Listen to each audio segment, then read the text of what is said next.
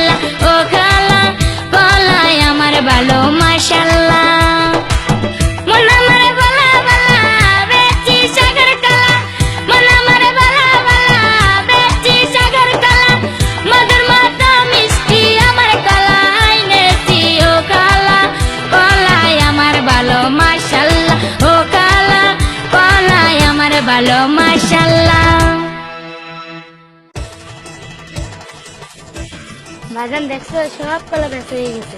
মারে এখন তো ডিজিটাল যুগ, ডিজিটাল সিস্টেমে বেচা কিনে হয়েছে, এই জন্য সব কলা বিক্রি হয়ে গেছে। দেখো তো কয়টা হয়েছে।